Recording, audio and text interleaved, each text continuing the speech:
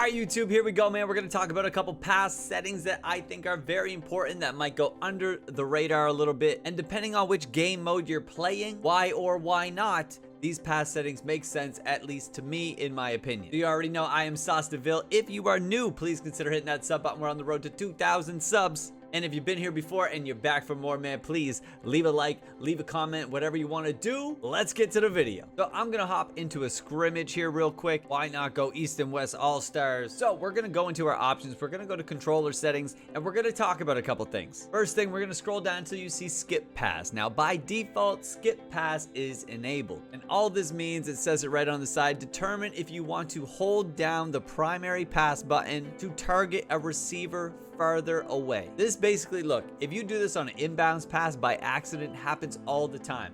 Hold down the button and it accidentally throws it all the way down the court, most times resulting in a turnover. Sometimes you get away with it, but it's still risky, and if you're not meaning to do it, it can cause a lot of unnecessary chaos. So just for the sake of it, we're going to look at it here.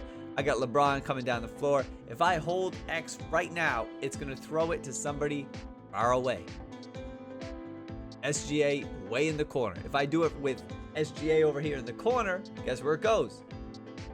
All the way to the other side of the floor. So it's just targeting the person basically furthest away from the ball. Now, if we go back into our controller settings, scroll back down. If you have skip pass disabled, not going to do that. We have Jokic right now. If I hold down this button, it's still just going to make a pass.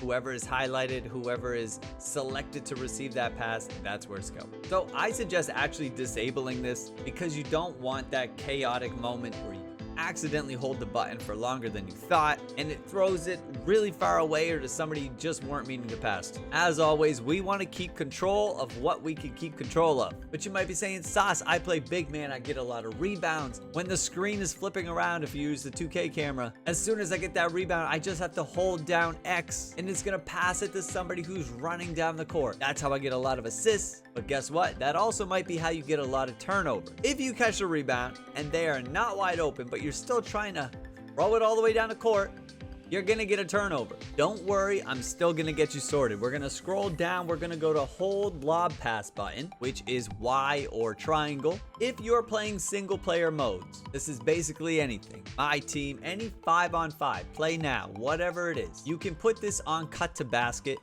because if you hold the triangle button, it's going to make them go to the basket, blah, blah, blah. Easy backdoor cut, whether you're playing the CPU or just other people online. Because when you're playing those 5v5 modes, most, if not all of them, if you push R1, L1, it's going to throw it to the furthest person away. It still works in my team. It used to work everywhere. It doesn't work everywhere anymore, but it still works in my team. I'm pretty sure it still works in play now. R1, L1 throws the ball way down the court, exactly like we were just doing. If you're playing rec, or if you're playing in the park, or some version where you are just you are surrounded by other people that are playing the game. Pro-Am, Proving Grounds, rec, park, like I said, I suggest turning this to skip pass. Now, instead of holding X or A and just making a simple chest pass as far as it can possibly go, where it keeps it low enough for defenders to get it, if we hold down the lob pass button, which just kind of floats it over the top, which we've talked about in previous videos, now holding down this button, it still throws it to the furthest person away, but instead of keeping it low in a chest pass,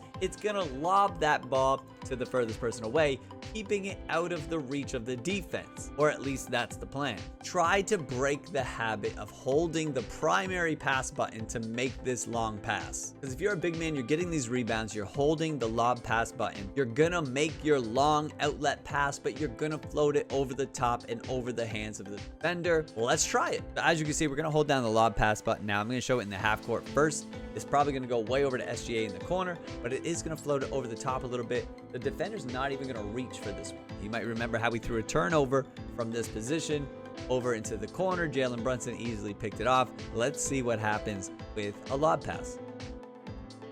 Donovan Mitchell doesn't even reach for it.